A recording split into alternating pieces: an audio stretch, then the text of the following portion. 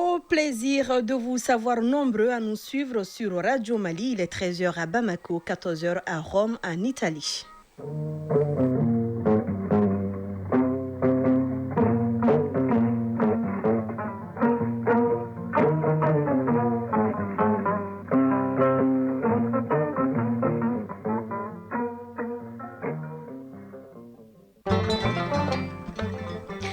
Mesdames et messieurs, bonjour en vous espérant en santé. Merci de votre constante fidélité au micro Brahma Traoré. Et Fatou Djabi, bonjour à tous. Les titres.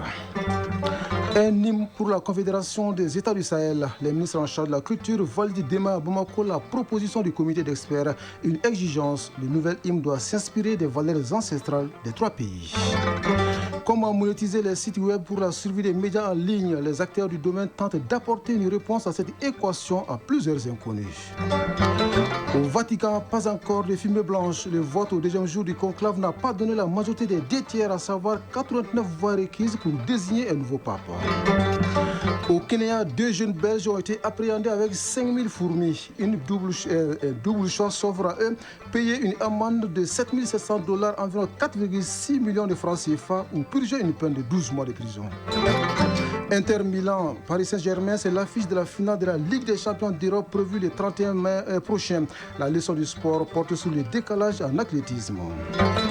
C'est une petite lettre, mais qui pourrait bouleverser la vie d'un individu. La convocation judiciaire est une procédure bien encadrée par la loi. Ne pas répondre à une convocation judiciaire pourrait coûter très cher. On vous explique tout en fin d'édition. Et c'est tout pour les titres. Les ministres en charge de la culture de l'AES se réunissent demain vendredi à Bamako autour du projet de l'hymne pour la Confédération. Un hymne qui doit s'inspirer des valeurs ancestrales des trois pays de l'espace. Ah oui, la rencontre des ministres en charge de la culture se tient après celle du comité d'experts composé de Maliens, de Burkinabés et de Nigériens. L'adoption d'un hymne de l'AES va permettre de galvaniser davantage le peuple de l'espace engagé dans un processus de refondation. Le compte-rendu de Aridou Matina. Après le logo et le drapeau, la Confédération des États du Sahel s'active à créer l'hymne de l'AES. Le comité d'experts chargé de faire ce travail est à pied d'œuvre à Bamako. Engagé dans un processus de refondation et d'affirmation de l'identité, l'adoption d'un hymne constitue un symbole fort pour la Confédération. Abdoulaye Diop, ministre des Affaires étrangères et de la coopération internationale. Nous voulons les mêmes choses pour nos pays. Nous partageons la même culture d'un hymne qui va nous faire résonner davantage. Mamoun Dafé, ministre de l'Artisanat, de la Culture, de l'Industrie hôtelière et du Tourisme. Refléter, qui va s'inspirer de nos valeurs ancestrales, de cette quête de souveraineté, mais aujourd'hui qui va affirmer l'identité commune de ces États du Sahel. Le travail d'adoption de l'hymne avance à hauteur des souhaits pour mettre en place un hymne reflétant la quête de souveraineté du peuple de l'AES. Salia Malé, président de la réunion des experts. Nous avons passé en revue les propositions des trois pays selon les critères de l'écriture, les critères de l'originalité, de la précision, de la clarté du texte, de l'ancrage du texte dans le patrimoine culturel des trois États. Et il faut que ça soit un hymne qui galvanise les peuples. Abdou Adamou, ambassadeur du Niger au Mali. L'hymne, c'est vraiment un symbole important pour la Confédération. Ça doit refléter la détermination de trois chefs d'État qui sont engagés pour défendre la cause de la Confédération, pour l'intérêt de la population de la Confédération. Dambélé Sanon Julien, ambassadeur du Burkina Faso au Mali. Cela va nous permettre désormais, quand nous allons nous retrouver au niveau de l'AES, de chanter notre hymne et être fiers de chanter notre hymne de l'AES. Les experts assurent de parvenir à un hymne qui va répondre aux aspirations du peuple de l'AES. Et le peuple de l'AES est également aux côtés des pouvoirs publics pour assurer la sécurité dans la zone. Au Mali, le commandement du théâtre Est de l'opération Dougougouloko change de main, mais la mission reste la même, celle de la protection des personnes et de leurs biens. Oui, passation hier de commandement à Gao. Le commandant sortant de l'opération Dougougouloko, le général de brigade Daouda Traoré, passe la main à son successeur, le général de brigade Mamadou Massaoulé et Samake. C'était sous l'œil du chef d'état-major général adjoint des armées. On en sait plus avec Aliou Idrissa Maïga depuis la cité des Askia. C'est la place d'armes du camp Firoun Ag en Linsar de Gao qui a servi de cadre à la cérémonie de passation de commandement entre le général de brigade Daouda Traoré, commandant sortant du théâtre Est de l'opération Dougou Koloko, et le commandant entrant, le général de brigade Mamadou Massaoulé Samake. Général de brigade Daouda Traoré, commandant sortant du théâtre Est de l'opération Dougou Koloko. Je pars confiant car je sais que j'ai laissé derrière moi des hommes aguerris, soucieux et déterminés à se battre. Vis-à-vis de la population, je pense que la collaboration a été très bonne. Et j'ai rencontré une population qui est déterminée aussi à aider les forces de défense et de sécurité dans leurs tâches. Général de brigade Mamadou Massaoulé Samake, commandant entrant du théâtre Est de l'opération Dougou Koloko. Je viens poursuivre la même mission en me basant encore sur cette population pour laquelle je travaille. Mon travail s'étendra pas seulement à la limite des frontières de Gao, mais je serai prêt aussi à œuvrer au-delà de nos frontières dans l'espace AES pour le succès de nos opérations. La cérémonie de passation du commandement entre les deux hommes a été présidée par le chef d'état-major général adjoint des armées, général de division Keba Sangaré. Le commandant sortant, c'est lui qui a fait la liquidation de l'opération Maliko. On lui dit félicitations au nouveau rentrant. Il va commencer la bascule de PC vers l'opération Dougou Koloko. Il a la maîtrise et aujourd'hui, avec la nouvelle dynamique que nous comptons amorcer et pour l'opération Dougou Koloko, nous sommes fiers de nous-mêmes. L'expertise étant là, parce que nous tous, nous avons reçu les félicitations et les encouragements du chef d'état-major général des armées, à savoir que du concept de la liquidation de l'opération Maliko, du concept d'opération Dougou Koloko, l'ordre d'opération, le tout a été fait entièrement par des officiers de l'armée du Mali. Auparavant, les chefs militaires ont procédé à la revue des troupes en présence des autorités régionales. Le défilé militaire a mis fin à l'activité. Gao, Aliou Idrissa Maïga et Youssouf Samake pour le RTM. Oui, la sécurité et l'emploi font au bon ménage. Aussi à Gao, la paix et la stabilité préoccupent la hiérarchie militaire. À Tombouctou, la formation professionnelle de qualité intéresse particulièrement le département en charge de l'emploi. Effectivement, son premier responsable était dans la Cité du Savoir pour s'imprégner des conditions de travail des services techniques. Par la même occasion, Moussal Sek a procédé à la remise de matériel informatique au FAFPA. Et voyons tout cela avec notre correspondant sur place, Idrissa Goulou Sissoko. Échanger avec les services techniques et les fêtières de la formation professionnelle en vue de trouver des solutions aux différentes préoccupations, tel était l'objectif de ces rencontres. Avec les fêtières, il a été question de relance de la formation duale, de l'insuffisance d'appui technique et financier, entre autres. À toutes ces préoccupations, le ministre a donné des réponses satisfaisantes. Elle a visité le stand de jeunes filles qui ont été financées pour des activités génératrices de revenus. Oumou Salsek, ministre de l'Entrepreneuriat national, de l'Emploi et de la formation professionnelle. L'espoir est permis. Avec ce que je viens de voir et ce que je viens d'entendre avec les fêtières, qui se sont rendus compte aujourd'hui de l'importance de la formation professionnelle de qualité dans la prise en charge de l'amélioration de leurs conditions de vie d'abord, mais aussi de contribuer à l'économie locale, à l'échelle locale et à l'échelle nationale. Et rendre compétitifs tous les produits maliens. On constate que les partenaires que nous avons aujourd'hui, par exemple FACEJ, ce sont des partenaires qui mettent du sérieux dans ce qu'ils offrent comme formation professionnelle. Le ministre a remis du matériel informatique au FAPA. Tombouctou, Idrissa Goulou Sissoko, Yagouba Koné pour l'ORTM. À présent, hors de nos frontières, au Kenya, 2 adolescents belges ont été appréhendés avec 5000 fourmis.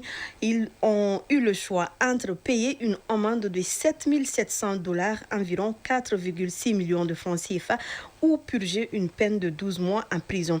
La peine minimale pour ce délit, cela pour avoir violé les lois sur la conservation de la faune et de la flore. Selon les autorités kenyanes, les fourmis étaient destinées au marché européen et asiatique dans le cadre d'une nouvelle tendance au trafic d'espèces sauvages moins connues.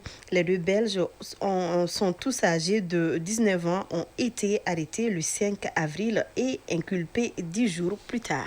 En Guinée, Ibrahima Chérif Ba écope de 5 ans de prison ferme et une amende de 5 milliards de francs guinéens. L'ex-gouverneur de la Banque centrale guinéenne a été condamné par la Cour de répression des infractions économiques et financières. Il est accusé de détournement des deniers publics, de corruption, d'enrichissement illicite et d'abus de confiance. Ibrahima Chérif Ba a été jugé et condamné par contumace, étant en exil depuis l'arrivée de Mamadi Doumbouya au pouvoir. À l'issue de ce procès, un mandat d'arrêt a été délivré contre lui par la justice guinéenne. En France, le président Emmanuel Macron a reçu hier à l'Élysée son homologue rwandais Paul Kagame. Cette rencontre a permis aux deux chefs d'État d'échanger sur la coopération entre Kigali et Paris. La situation dans la région des Grands Lacs a également figuré en bonne place dans leurs discussions. Aux côtés du Togo et du Qatar, la France fait partie du groupe de contact également appelé Comité de suivi des efforts de paix dans la région, un mécanisme piloté par les États-Unis. Devant le Parlement européen à Strasbourg, Denis Mukwege alerte sur la situation humanitaire en RDC. Le gynécologue congolais a dressé un bilan alarmant de la situation dans son pays, ravagé depuis des décennies par les conflits armés. Selon lui, 26 millions de Congolais vivent dans l'insécurité alimentaire totale et 7,8 millions d'autres n'ont pas de toit. Le médecin est donc venu plaider pour une action internationale renforcée. Il exhorte l'Union européenne à jouer un rôle plus actif dans les négociations de paix avec les groupes rebelles opérant dans l'est du Congo.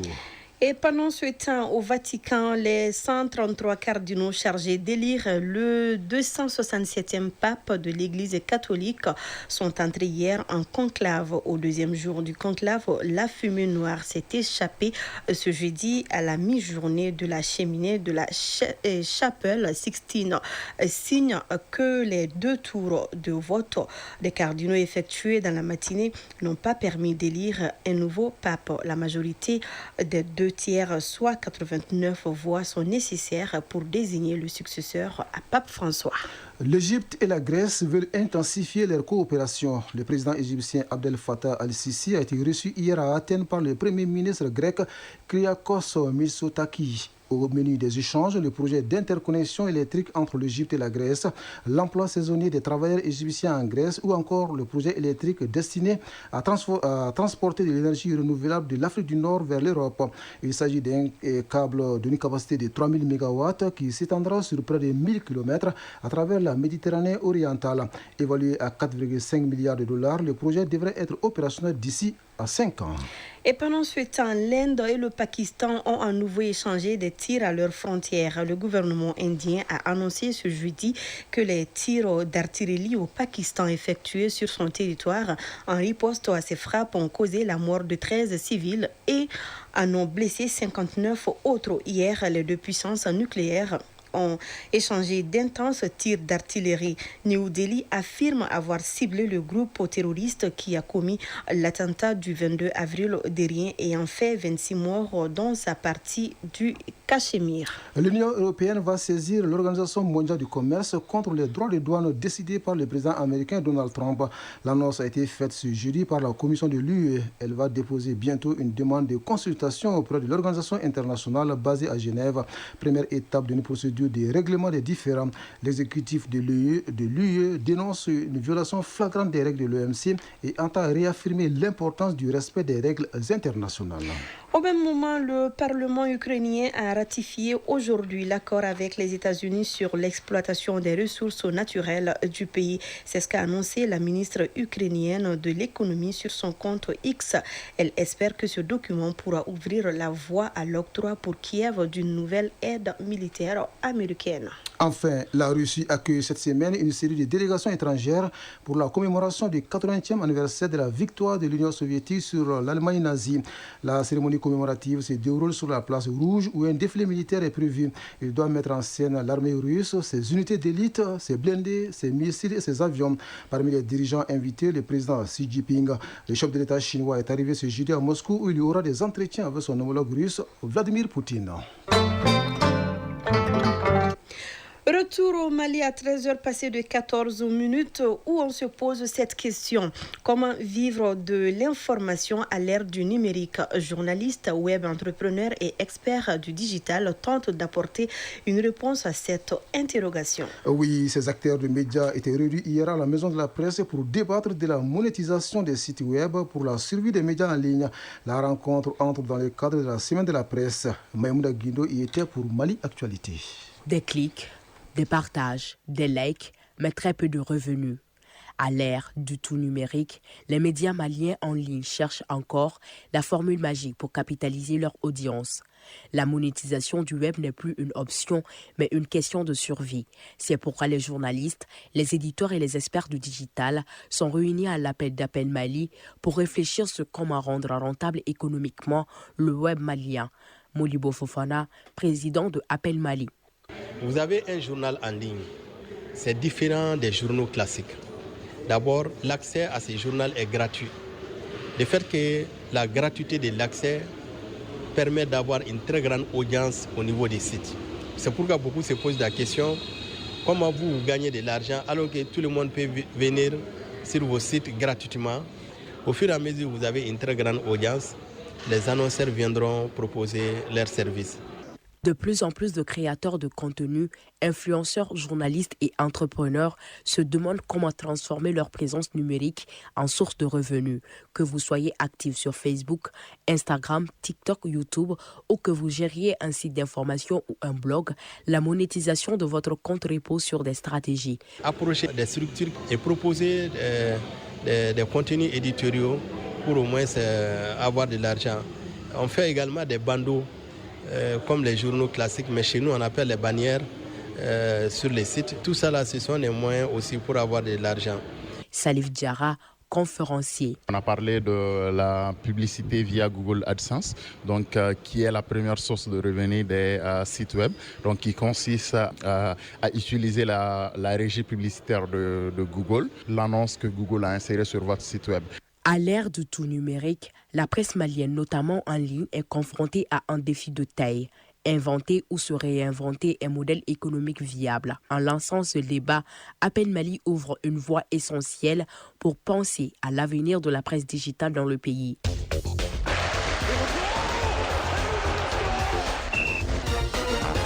Sport football, l'équipe nationale de football des moins de 17 ans était hier l'hôte du Premier ministre, le général de division Abdoulaye Maïga.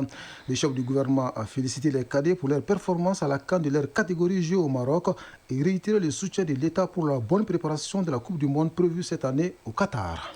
Et nous restons dans la même discipline pour vous signaler que la finale de la Ligue des champions d'Europe opposera l'Inter Milan à Paris Saint-Germain le 31 mai prochain. La synthèse de l'actualité sportive porte la signature de Abdul Karim Kaba. Le Premier ministre de l'administration territoriale et de la décentralisation, le général de division Abdoulaye Maïga, a reçu hier à la primature l'équipe nationale de football des moins de 17 ans. Reportage signé Mamari Kone et Alou Touré. Les gens fleurissent d'espérance, les cœurs vibrés de confiance. L'hymne national pour faire vivre la fibre patriotique, standing ovation pour les vice-champions d'Afrique à la primature. Après avoir porté très haut le drapeau du Mali lors de la CAN 2025 au Maroc, l'équipe nationale U17 est reçue par le Premier ministre, chef du gouvernement au nom du président de la transition, le général d'armée Assimi Goïta. Moussa Sylvain Diakité, premier vice-président de la Fédération malienne de football. Le succès, ce n'est pas de l'accident. C'est à la suite d'un travail acharné, bien fait. Et nous avons été soutenus, accompagnés par notre département. Nous savons que le Mali traverse aujourd'hui un moment très difficile, très difficile. Et notre rôle, c'est d'amener la cohésion à travers le football. Quand on parle de football, on parle de cohésion sociale. Le capitaine de l'équipe nationale U17, Issa Tounkara, a salué les efforts consentis par les autorités pour la participation du Mali à la CAN. Après avoir obtenu la qualification pour la Coupe du Monde au Qatar du 3 au 27 novembre 2025, le Premier ministre a salué le parcours éloquent de l'équipe nationale U17 à la CAN au Maroc. Général de division Abdoulaye Maïga, Premier ministre, ministre de l'administration territoriale et de la décentralisation. Je remercie cette brillante équipe grâce à ses qualités technico-tactiques, sa bravoure et son sens élevé du patriotisme. Par conséquent, je ne saurais occulter de manifester ma plus grande reconnaissance à son Excellence le général d'armée Assimi Goïta, président de la transition, chef de l'État, qui n'a ménagé aucun effort pour l'accompagnement de cette jeune équipe. Cet accueil à l'endroit de nos vaillants footballeurs cadets traduit notre reconnaissance de valeur et de socialisation dont le sport en est un vecteur. Le chef du gouvernement a adressé ses remerciements aux joueurs, au ministre en charge des sports, à l'encadrement ainsi qu'à la Fédération malienne de football avant de souhaiter un bon parcours à l'équipe à la Coupe du Monde Qatar 2025. La Fédération malienne de dromadaire organise son activité phare de l'année. Le Salon international de dromadaire s'ouvre ce jeudi au stade du 26 mars de Rimadio. Au cours de ce salon, il y aura plusieurs activités. Pour le président de la commission d'organisation de ce salon, non moins secrétaire général de la Fédération malienne de dromadaire, le salon sera riche en activités. Pour plus de détails, écoutons Mohamed Ag Addo. Il est interrogé par Sedagatou Sissi. Nous avons fait une table ronde où nous allons avoir des éleveurs, des chercheurs, des passionnés du dromadaire qui vont discuter sur des thématiques dont les thèmes, les dromadaires moteurs de résilience, d'innovation et de cohésion sociale. C'est aussi une immersion univers où des traditions séculaires innovantes et des opportunités économiques se rencontrent. Nous appelons toutes les communautés à venir vraiment manifester, célébrer cet animal emblématique avec nous, le stade du 26 mars. Handball à présent, l'équipe nationale junior du Mali en partance en Mauritanie pour le challenge trophée a reçu le drapeau national. C'était au département des sports et des mains du secrétaire général du département. Cette remise des drapeaux est une mise en mission des handballeuses juniors pour cette compétition. La compétition se déroulera du 13 au 17 mai prochain en Mauritanie. Elle regroupera 7 pays de la zone. Football, Ligue des champions d'Europe, la finale opposera l'Inter Milan et le Paris Saint-Germain. Elle se jouera le 31 mai prochain à Munich, en Allemagne. En deuxième demi-finale, jouée hier, le Paris Saint-Germain a battu Arsenal par 2-1 et 3-1 sur l'ensemble des matchs. Déjà mardi, le FC Barcelone a été écarté par l'Inter Milan. 7-6, score à l'issue des 2 rencontres. La finale se jouera donc le samedi 31 mai prochain. En attendant donc le 31 mai pour cette finale, parlons de la leçon du sport qui porte ce jeudi sur le décalage en athlétisme. Oui, Fatou Djabi, quand les athlètes ne sont pas sur la même ligne de départ pour la même distance, on parle de décalage. Isaac Tienou nous explique en rediffusion. Après les 200 mètres, 400 mètres, d'autres épreuves sont concernées par le décalage. En ce qui concerne par exemple les relais 4x400 et 4x200, sur une piste d'athlétisme de 400 mètres, quelle distance parcourt-on réellement en fonction de chaque couloir? La réponse avec Adam Ankouné, officiel technique international. Il y a une différence avec le relais 4x400 qui est une course à 3 virages. 3 virages sur le nombre d'équipes dépasse 4. Si le nombre d'équipes dépasse 4, donc il y a un 400 complet en couloir et plus un virage pour le deuxième coureur. Donc ce décalage fait 3 fois le décalage des descentes. Donc le décalage des descentes c'est 3,52 m entre le premier couloir et le deuxième et 3,83 entre les autres jusqu'au 8e couloir. Au relais 4x4 qui fait 3 virages en couloir. Donc c'est ces distances multipliées par 3, ce qui donne 10,56 m entre le premier couloir et le deuxième couloir et 11,49 m entre le deuxième et le troisième et ainsi de suite. On maintient les 11,49 jusqu'au 8e couloir. Et le relais 4x descend maintient aussi les mêmes distances au décalage au départ. Les 4x descend se courent exactement comme les 4x400. D'autres épreuves comme les demi-fonds obéissent à la règle de décalage. Adam Ankouné, Aitio. Les 800 se courent premier virage en couloir. Dans les grandes compétitions, obligatoirement. Et on a le droit de mettre 2 athlètes dans un couloir dans les petites compétitions. Et ils font le premier virage en couloir. Et ce décalage est la même chose que le décalage des 200. Aujourd'hui, les courses de fond peuvent être concernées par le décalage. Là, ça dépend du nombre. Par exemple, les 5000 ou les 10 000 mètres. S'il y a beaucoup de concurrents dans la compétition, donc on divise les concurrents en 2 groupes. Donc le premier groupe sur la ligne de départ normale. Le deuxième groupe sera placé dans le 5e couloir avec le décalage des descentes. Dans toute épreuve en athlétisme, des commissaires qui font office d'arbitre veillent aux empiétements des athlètes sur la règle de la compétition. Chronique judiciaire. C'est une petite lettre, mais qui pourrait bouleverser la vie d'un individu. La convocation judiciaire dont il s'agit est prévue dans les codes pénaux. Fatou Diaby. Et oui, Brahma Traoré, et comment doit-on se comporter après réception d'une convocation? La personne convoquée a-t-elle des droits? Les éléments de réponse, c'est dans la chronique judiciaire signée Garibou Pérou. D'une apparence élémentaire, une convocation judiciaire suscite dans bon nombre de cas l'inquiétude, voire l'angoisse. Et si vous êtes appelé à comparaître soit comme témoin, soit comme partie civile ou prévenu, en tous les cas, cette étape est le début d'un processus légal. Maître Youssouf Badian Keïta est avocat inscrit au barreau du Mali depuis 1995 et pour lui, la convocation est une procédure bien encadrée par les dispositions nationales. Je vous donne lecture de l'article 86 du Code de procédure pénale. Je cite, « Les officiers de police judiciaire, soit sur instruction du procureur de la République, soit d'office, procèdent à des enquêtes préliminaires. » L'article 74. L'officier de police judiciaire peut appeler et entendre toute personne susceptible de fournir des renseignements sur les faits ou sur les objets et documents saisis. Et l'alinéa suivant dispose, « Les personnes convoquées par lui sont tenues de comparaître et de déposer.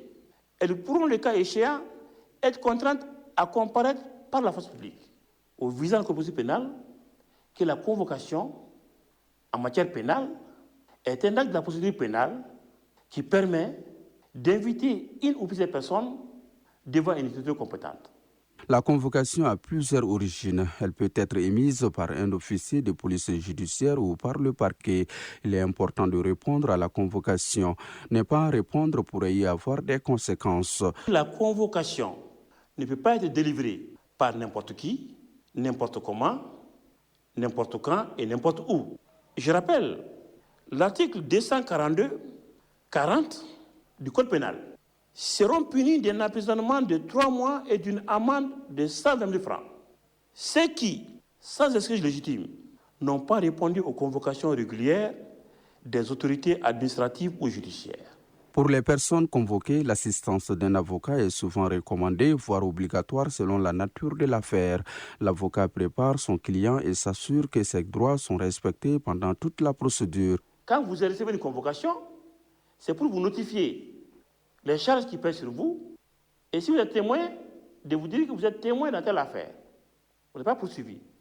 Et si vous avez subi un préjudice, vous êtes partie civile. Au moment opportun, vous serez cité à comparaître devant qui de droit. Et si vous êtes prévenu, non détenu, vous recevrez une citation. Et si c'est devant les juges d'instruction, vous êtes appelé à être entendu sur des faits précis. On ne doit aucunement empêcher un citoyen convoqué de ne pas se faire assister par l'avocat de son choix. Parce que là, c'est une garantie et c'est une disposition de la loi communautaire, notamment le règlement numéro 5 UMOA, qui réglemente la présence d'avocat dans tous les états de l'UMOA. Dès que vous présentez votre avocat au niveau de l'unité d'enquête, l'unité d'enquête est tenue de recevoir votre avocat, de vous entendre en sa présence constante. Le rôle de l'avocat est fondamental. D'abord, du point de vue psychologique, ça rassure les citoyens. Et à l'ensemble de votre avocat, vous pouvez dire « je ne peux pas parler sans mon avocat ». Rassurante ou redoutée, la convocation est une étape cruciale dans le déroulement d'une procédure judiciaire. Il est donc essentiel de répondre avec sérieux et diligence parce que le non-respect pourrait entraîner les conséquences fâcheuses comme un procès par contumace. Voilà, en espérant que vous avez pris bonne note, mesdames et messieurs. Prenez soin de vous, car chaque heure de vie est une chance et chaque jour est une grâce. Que la grâce d'Allah soit avec nous. Vous l'aurez compris, c'est la fin de cette édition mise en onde par Bintou Traoré, mise en ligne Badji Touré. Ousmane Daou nous a aidé à la réalisation. Au micro, nous sommes Brahma Traoré et Fatou Diaby. Ne décrochez pas. Juste après nous, Kani Keïta s'installe pour la lecture des avis et communiqués. Les prochains rendez-vous avec l'information, c'est à 19h30. Merci à vous de nous avoir suivis. Belle fin de journée à vous, où que vous soyez.